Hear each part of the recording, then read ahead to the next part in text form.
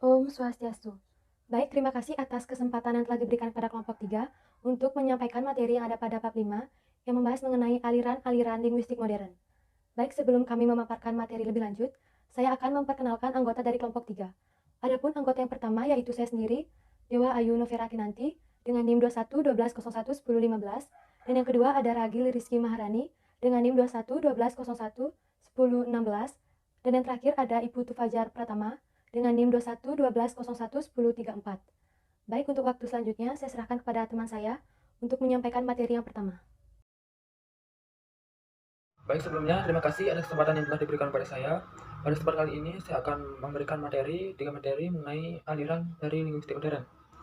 Yang pertama adalah aliran Verdian de Saussure, yang kedua adalah aliran Praha, yang ketiga adalah aliran Neo-Verdian. Kita mulai dari aliran Verdian de Saussure. Verdian de Saussure merupakan tokoh yang dikenal sebagai bapak linguistik modern. Ia adalah sarjana linguistik yang lahir pada tanggal 17 November 1857 di Swiss. Namun, beliau kemudian menjadi seorang warga negara Prancis. Seperti itu. Beliau juga banyak dipengaruhi oleh aliran Diagramatika dan aliran Braha. Baik, kita akan membahas lebih lanjut mengenai Verdian de Saussure ini. Baik, dalam aliran ini pandangan-pandangan bahasa dapat dinilai seperti berikut. Yang pertama adalah dalam kehidupan bahasa ada tiga hal yang harus dibedakan, yaitu adalah parole, langue, dan langai. Parole ialah bahasa yang bersifat perorangan, aktif digunakan, karenanya bersifat konkret, heterogen, dan sesaat atau momental. Parole inilah yang langsung dapat didengar dalam percakapan. Lanjut pada yang kedua, yaitu adalah langue, adalah aspek sosial bahasa, merupakan pola kolektif dari masyarakat. Secara sederhana, dapat disebutkan bahwa langue adalah kemampuan bahasa yang disimpan dalam otak pemakai bahasa, yang dapat berupa kaidah dan norma-norma kebahasaan suatu masyarakat bahasa. Lanjut pada hal yang ketiga, yaitu adalah langue. Langue ialah ciri umum dari bahasa yang sifatnya universal, karenanya lebih abstrak dari langue dan merupakan ciri gabungan dari langue dan parole. Lanjut pada hal yang kedua, dan mengenai pandangan bahasa dari aliran ini, yaitu adalah dalam penelitian, bahasa hendaknya memberikan penekanan pada sistem bahasa dan bagian-bagiannya. Yang ketiga, dalam bahasa terdapat dua hal, yaitu signifian dan juga signifi. Signifian yaitu adalah penanda dan signifi adalah petanda. Signifian adalah bentuk yang dapat ditangkap oleh indera, sedangkan signifi adalah arti yang dapat ditangkap oleh akal. Kedua istilah ini, petanda dan juga penanda, merupakan dua wujud dari kata tanda. Secara sederhana, dapat dikatakan bahwa tanda memiliki dua muka, yaitu petanda dan juga penanda. Hubungan keduanya bersifat albiter atau mana suka. Maksud saya albiter. Jadi pada hal yang keempat adalah dalam bahasa ada dua hubungan, yaitu relasi sintagmatik dan relasi paradigmatik. Relasi sintagmatik adalah relasi antar unsur bahasa yang hadir dalam suatu tuturan. Relasi sintagmatik ini berdimensi horizontal. Contohnya seperti kalimat saya makan, terdiri dari dua sintagmatik yang berelasi, yaitu kata saya dan juga kata makan. Hubungan antara saya dan makan ini disebut dengan hubungan sintagmatik.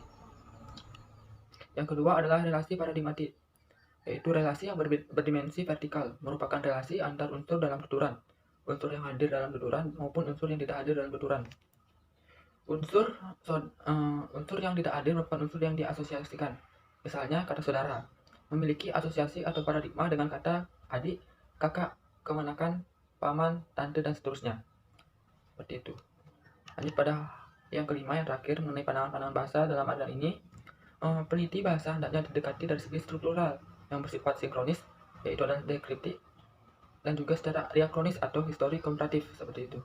Kita lanjut pada aliran yang kedua, yaitu adalah aliran Praha. Baik, aliran Praha, pelopor dari aliran ini adalah Wilhelm Mathius, seorang bangsawan Rusia.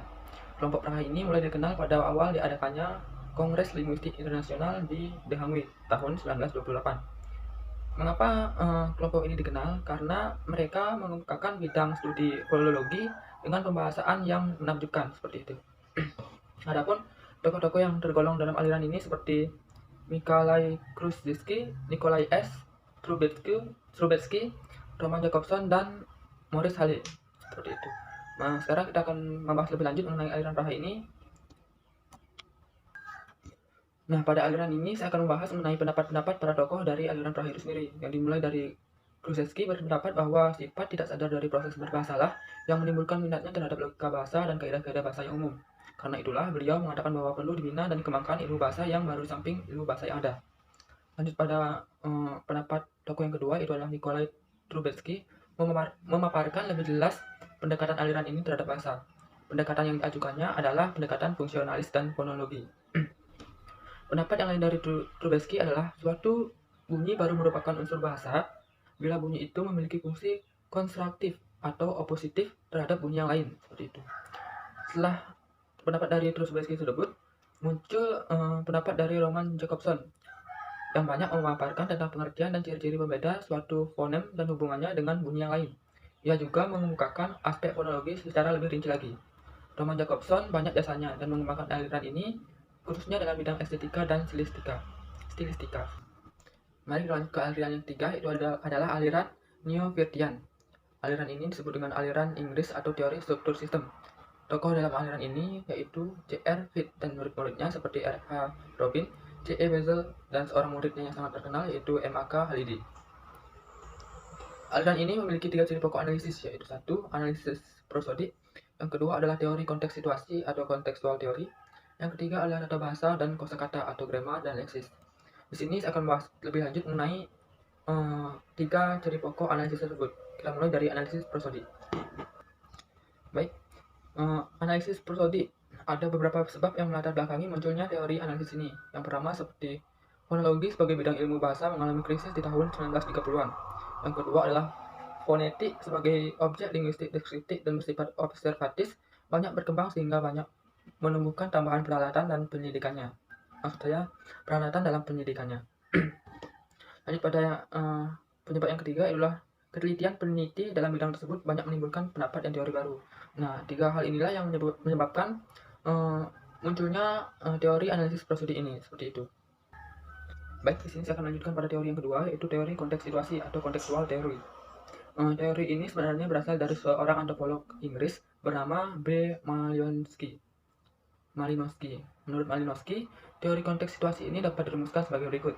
Yang pertama adalah makna pertama-tama melekat pada kalimat atau wacana secara keseluruhan. Makna kata adalah tuturan dari bagian makna kalimat. Makna leksikal yang terdapat dalam kamus sebenarnya abstraksi dari kemungkinan penggunaan makna kata dalam kalimat. Lanjut pada hal yang kedua, yaitu makna sesudah kata adalah fungsi yang dinyatakan melalui kalimat atau wacana dalam konteks situasi lingkungannya. Maka dari itu, makna tidak boleh diartikan antara kata referensinya atau antara representasi dan interpretasi, seperti itu. Lanjut, setelah dari antropolog tersebut muncullah pandangan dari J.R. Pitt lalu berpendapat sebagai berikut. Bahasa merupakan kegiatan kehidupan yang penuh makna. Yang kedua, setiap tingkah analisis bahasa mengarah pada makna. Maka dari itu, makna harus selalu diperhatikan dengan seksama dan setiap komponennya. Yang ketiga adalah setiap fungsi dapat dibatasi sebagai penggunaan bentuk atau elemen-elemen bahasa dalam hubungan dengan konteks situasi. Yang keempat, makna adalah keseluruhan fungsionalisasi dari wacana dan komponen-komponennya. Dan yang kelima adalah ada 3 aktivitas bahasa, yaitu bunyi, bentuk, dan struktur makna. Seperti itu. Lanjut pada teori yang ketiga. Yaitu tata bahasa dan kosakata atau grammar dan leksis. Di sini tokoh yang melaporinya adalah M.A.K. Halidi. Menyatakan bahwa dalam pemikiran linguistik terdapat 4 kategori dasar sebagai berikut. Yang pertama adalah unit, yang kedua adalah struktur, yang ketiga adalah kelas, dan yang terakhir adalah sistem. Maksudnya adalah bahwa setiap bahasa sebagai suatu unit akan memiliki kalimat-kalimat dan bentuk kata yang memiliki pula struktur. Unit bahasa yang lebih kecil biasanya disebut dengan struktur. Itu akan memiliki pula kelas-kelas yang dikelompokkan dalam berbagai fungsi, bentuk dan maknanya, dan akhirnya kelas-kelas bahasa itu akan dikelompokkan pula ke dalam unit yang lebih kecil yang disebut dengan sistem. Seperti itu. Baik, saya rasa hanya sekian yang bisa saya sampaikan mengenai 3 aliran linguistik modern tersebut. Untuk aliran selanjutnya akan dijelaskan oleh teman saya. Baik, saya serahkan waktu yang tepat kepada teman saya. Selanjutnya yang keempat, aliran Bloomfield atau struktural Amerika. Aliran ini juga disebut aliran struktural atau distribusionalis. Adapun tokoh-tokoh aliran ini adalah Franz Boas 1858 sampai 1942, Edward Sapir 1884 sampai 1939, dan Leonard Bloomfield 1887 sampai 1949. Aliran ini bermula dari penelitian yang dilakukan terhadap kebudayaan dan bahasa Indian di Amerika yang belum mengenal tradisi tulisan, sehingga tradisi linguistik yang selama ini menekankan objek penelitiannya terhadap bahasa tulisan menjadi tidak sesuai untuk diterapkan. Adapun data-data bahasa hanya dapat direkam dengan alat perekam, contohnya tape recorder, sehingga mulailah mengadakan transkripsi fonetik. Selain hal di atas, penyebab yang lainnya adalah bahwa penelitian terhadap bahasa Indian dengan menerapkan istilah-istilah, kategori-kategori dan ciri-ciri bahasa seperti yang diterapkan terhadap bahasa Indo-Eropa ternyata menemukan jalan buntu. Hal ini mengakibatkan bahasa Indian tersebut diteliti dengan metode umum sesuai dengan sifat dan ciri bahasa Indian tersebut. Adapun cara kerja yang diterapkan terhadap bahasa India adalah sebagai berikut. Yang pertama, memandang objek bahasa sebagai bahasa lisan atau ujaran, dan pada hakikatnya melihat ciri-ciri objektif yang terdapat dalam perilaku bahasa tersebut. Dan yang kedua, menekankan penelitian pada struktur, oleh karena itu, aliran ini disebut aliran struktural. Dan yang terakhir, meneliti makna yang terkandung dalam peristiwa bahasa tersebut. Semua penjelasan tentang cara kerja dan cara memandang bahasa seperti itu terdapat dalam karya Bloomfield yang cukup terkenal dengan judul Language 1933. Bloomfield menjadi tokoh yang berpengaruh akibat penjelasan-penjelasan dan cara kerjanya.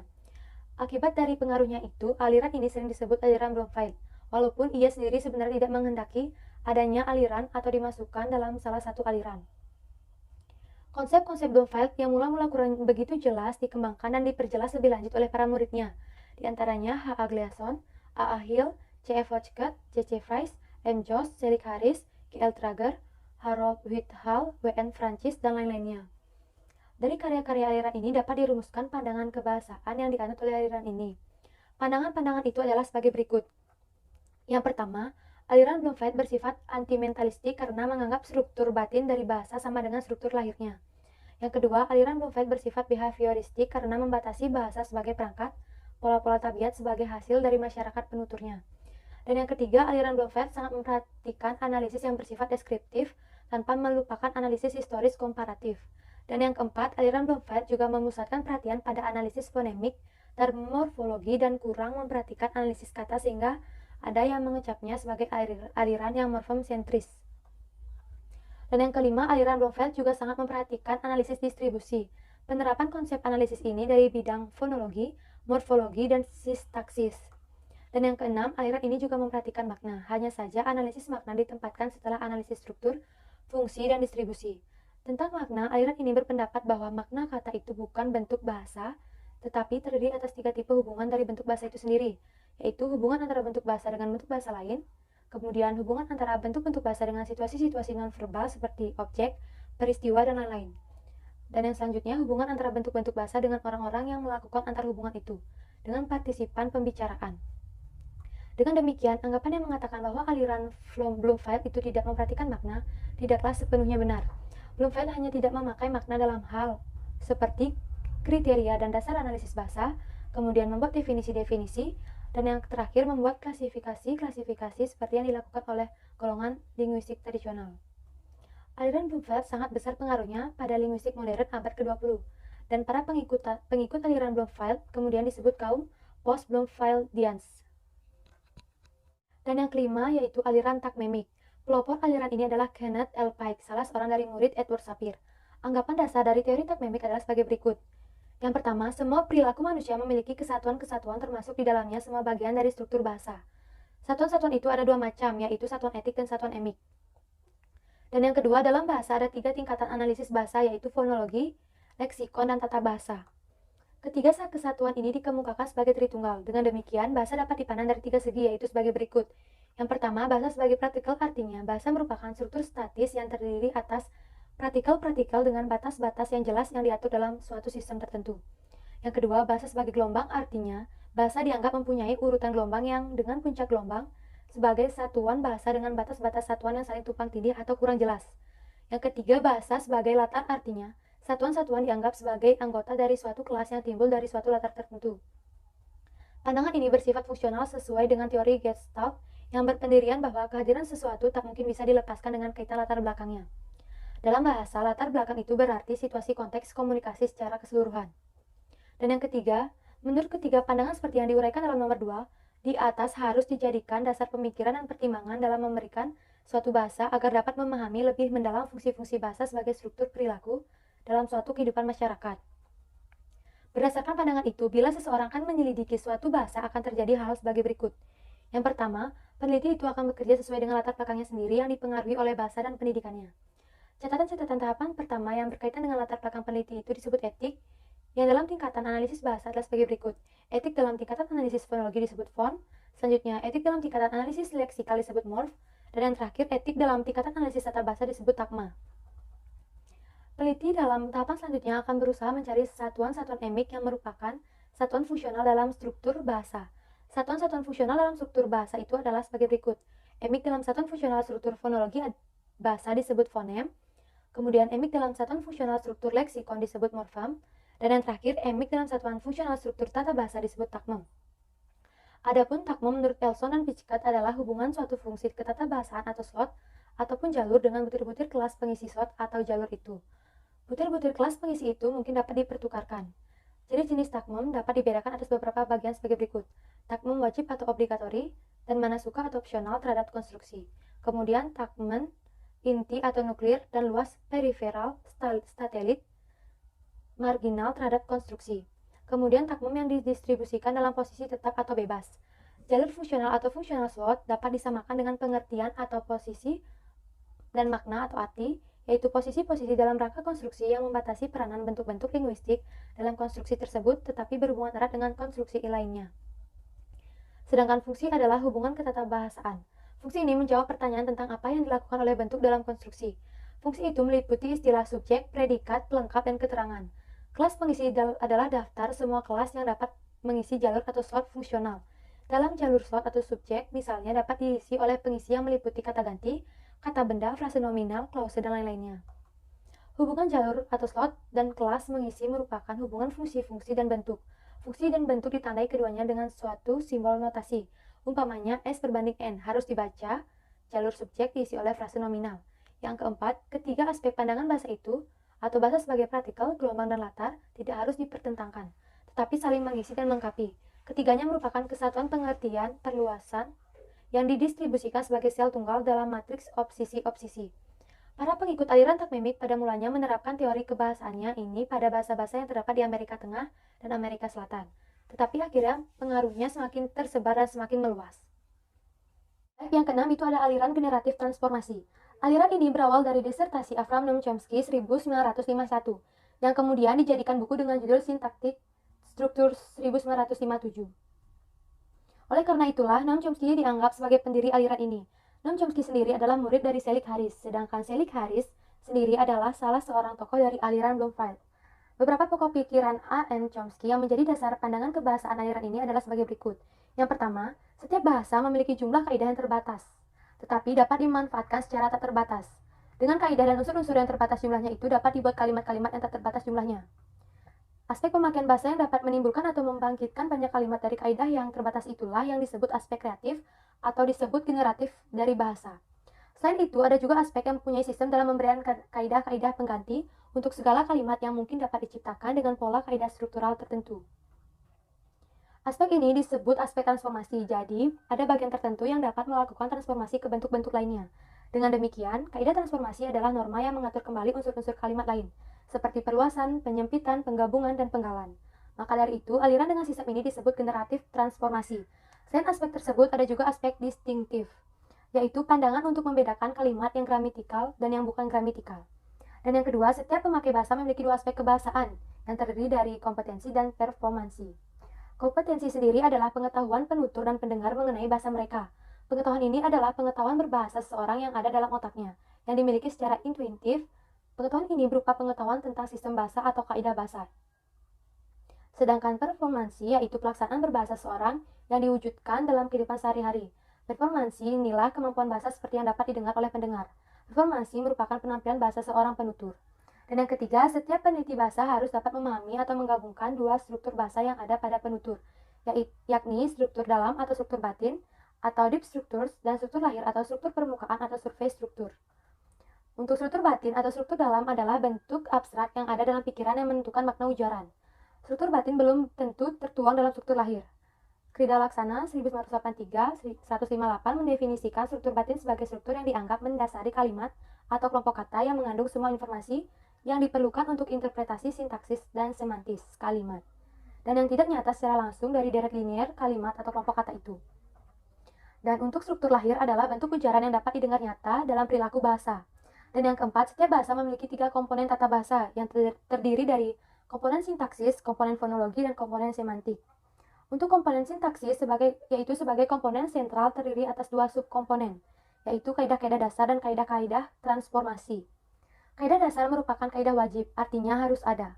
Kaidah ini yang menghasilkan pola kalimat dasar dan pemberian struktur untuk tiap kalimat. Kaidah dasar inilah yang menjadi struktur batin. Kaidah dasar ini terdiri pula atas kaidah kategori dan leksikon. Leksikon merupakan daftar dari semua keterangan morfem yang ada beserta semua keterangan yang diperlukan untuk penafsiran, semantik, sintaksis, dan fonologi. Kaidah-kaidah transformasi adalah norma yang dipakai dasar untuk mengubah kaidah dasar yang memendam struktur batin di atas menjadi kalimat turunan yang menyatakan struktur lahir. Dalam kaidah transformasi ada yang wajib dan ada pula yang bersifat manasuka. Komponen fonologi yaitu bagian tata bahasa yang membicarakan tentang bunyi-bunyi bahasa. Bagian ini memberikan interpretasi fonologi pada deretan unsur yang dihasilkan oleh kaidah transformasi. Dan untuk komponen semantik yaitu bagian yang membicarakan tentang arti suatu bentuk bahasa dalam suatu struktur, atau komponen yang memberikan pengertian atau penafsiran makna pada deretan unsur yang diberikan oleh komponen dasar. Dan yang kelima, teori ilmu bahasa ialah sistem hipotesis tentang ciri-ciri umum bahasa manusia yang disajikan sebagai usaha untuk memperhitungkan gejala-gejala bahasa tertentu. Dasar hipotesis bahasa yang tidak hanya memperhitungkan satu bahasa tertentu saja, inilah yang adalah untuk kepentingan kekhususan ciri bahasa tertentu, ciri kesejagatan atau keuniversalan dari bahasa manusia, meramalkan proses gejala bahasa pada manusia mendatang. Dan yang keenam, suatu teori ilmu bahasa harus memenuhi 3 syarat, yaitu cukup observasi, cukup pemberian atau deskripsi, dan cukup penjelasan atau eksplanasi. Dan yang terakhir atau yang ketujuh, ilmu bahasa generatif transformasi mempunyai 2 kriteria, yaitu kesederhanaan dan kehematan. Kedua ciri ini terlihat dalam pemakaian tanda-tanda atau simbol-simbol seperti frase nomen, frase verbum, frase adjektivum, dan sebagainya. Selanjutnya akan dilanjutkan oleh teman. Baik, terima kasih atas kesempatan yang telah diberikan kepada saya. Pada kesempatan kali ini saya akan melanjutkan materi mengenai linguistik modern, yaitu materi yang ketujuh, ada aliran stratifikasi yang dikembangkan oleh Sidney Lem.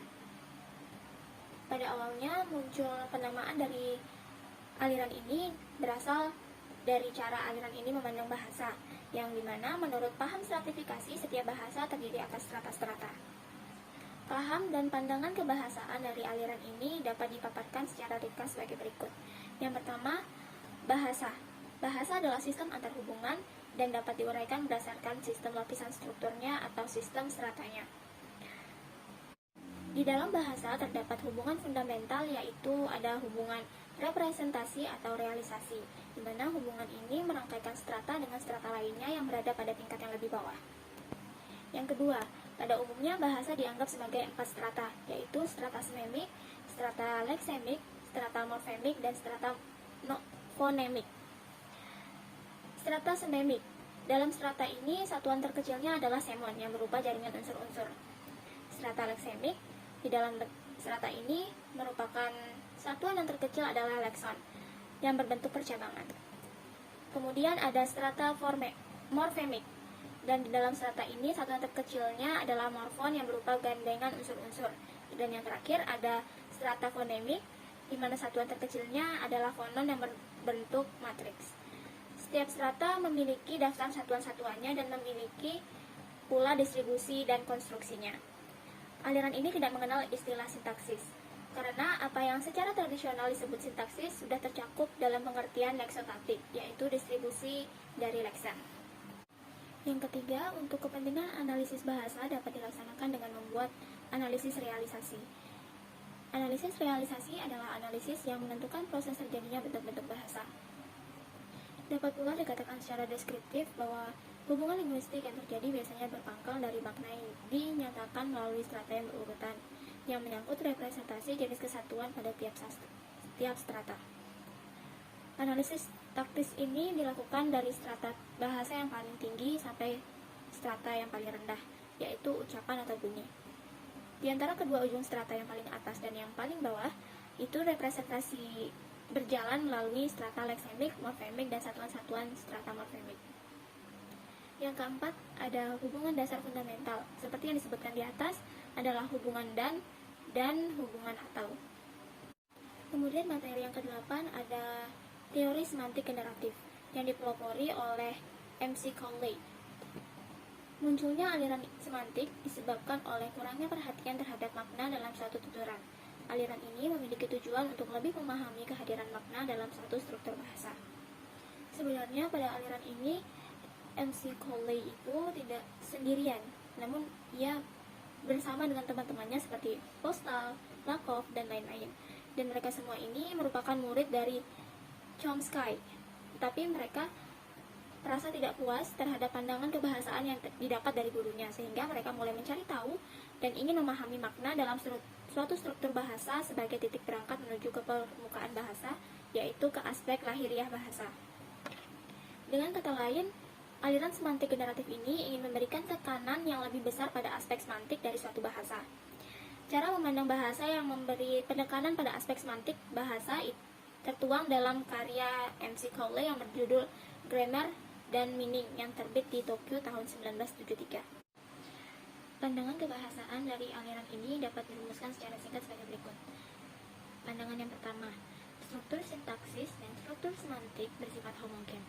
Untuk menghubungkan kedua struktur itu diperlukan satu jenis kaidah, yakni kaidah transformasi. Bagi Chomsky, untuk menghubungkan kedua struktur itu diperlukan tidak kurang dari 4 kaidah, yaitu kaidah dasar sintaksis, kaidah proyeksi, kaidah fonologi, dan kaidah transformasi. Disinilah letak perbedaan di antara kedua tokoh itu. Bagi Chomsky, makna tidak semestinya diteliti oleh gramatika. Maka dari itu, MC Conley beranggap bahwa pembedaan yang diadakan oleh Chomsky tentang struktur sintaksis dan semantik dianggap kurang tepat. Bagi MC Conley, sintaksis dan semantik merupakan satu kesatuan yang sama. Dia beranggapan bahwa struktur batin itu sama dengan semantic representation. Pandangan yang kedua, karena sintaksis dan semantik adalah satu, maka penelitian tidak boleh hanya menitik beratkan pada sintaksis saja. Semantik pun seharusnya mendapat perhatian yang sama. Struktur semantik itu serupa dengan struktur logika. Ikatannya dengan argumen berada dalam satu proposisi. Struktur logika dapat diberikan gambaran sebagai berikut. Contoh kalimatnya yaitu ibu membeli sayur. Maka analisisnya, kalimat ibu membeli sayur mempunyai predikat yang berargumen dua, yaitu argumen satu adalah ibu dan argumen dua adalah sayur. Sedangkan predikatnya adalah membeli. Istilah predikat dalam hubungan teori ini adalah semua yang menunjukkan hubungan, perbuatan, sifat, keanggotaan, dan sebagainya. Sedangkan istilah argumen adalah segala sesuatu yang dibicarakan. Seperti halnya yang telah dijelaskan tadi, maka kita cari contoh lagi yang kedua, yaitu kalimat yang hanya memiliki satu argumen. Seperti contoh kalimat, dia marah. Kata dia ini merujuk kepada sesuatu yang dibicarakan, sedangkan marah itu merupakan suatu perbuatan atau kata sifat. Selanjutnya, materi yang ke-9 sekaligus materi terakhir, yaitu teori kasus yang dipelopori oleh Charles J. Fillmore atau yang sering disapa Fillmore. Pada teori kasus ini, tata bahasa kasus merupakan modifikasi pengertian dari tata bahasa transformasi yang memperkenalkan kembali kerangka kerjasama konseptual hubungan-hubungan kasus dari tata bahasa tradisional, tetapi memelihara serta mempertahankan suatu pembeda antara struktur dalam dan struktur permukaan dari tata bahasa generatif dengan catatan bahwa kata dalam di sini mengandung pengertian kedalaman semantik. Fillmore yang di sini sebagai pelopor dari teori kasus memiliki pendirian tentang ilmu kebahasaan, diantaranya adalah sebagai berikut. Yang pertama, kalimat dalam struktur dasarnya terdiri atas sebuah verba dan satu frasa nominal atau lebih. Frasa nominal itu bergabung atau berhubungan dengan verba itu dalam suatu hubungan kasus tertentu. Yang kedua, dapat dirumuskan secara singkat bahwasanya kasus adalah hubungan antara verba dengan nomina dalam struktur semantik. Verba di sini mempunyai pengertian identik dengan predikat, sedangkan nomina identik dengan pengertian argumen dalam semantik generatif. Yang ketiga, kasus terdiri dari agent, experiencer, object, means, source, goal, dan referential. Nah, kalian di sini pasti bertanya-tanya apa itu pengertian dari agent, experiencer, object, means, source, goal, dan referential. Jadi, agent itu adalah pelaku perbuatan. Experiencer adalah sesuatu atau orang yang mengalami peristiwa psikologi, merasa, atau mengetahui. Objek adalah kasus yang paling netral dan biasanya ada dalam setiap rumus kasus yang meliputi berbagai keadaan. Means ialah alat yang dipergunakan oleh pelaku dalam semantik kalimat. Search adalah keadaan, tempat, atau waktu yang sudah lalu. Goal ialah keadaan, tempat, dan waktu yang kemudian. Referensial ialah sesuatu yang lain yang dihubungkan dengan predikat yang diacu oleh predikat. Umpamanya kata pacarku dalam kalimat Dewi pacarku. Dewi adalah objek dan pacarku adalah referensial. Yang keempat, untuk memberikan penekanan suatu konstruksi kalimat dapat dilakukan dengan membuat pemokusan atau pemusatan. Contoh kalimatnya, pagi-pagi Bapak pergi ke kantor. Bila menginginkan penekanan atau vokalisasi pada kata Bapak, maka kata Bapak ditaruh pada awal kalimat, sehingga kalimat itu menjadi Bapak pagi-pagi ke kantor. Demikian pula bila ingin memberikan penekanan pada kata pergi, maka kata pergi diletakkan pada awal kalimat. Hal ini berarti bila ingin mengubah vokalisasi kalimat, maka susunan kalimat itu akan berubah-ubah. Vokalisasi pada umumnya ditaruh paling depan. Pengembangan yang terakhir dari teori ini telah menjadi 3 versi, yaitu versi Fillmore, versi Chev, dan versi Addison. Baik, sekian pemaparan materi dari kelompok kami. Kami ucapkan terima kasih.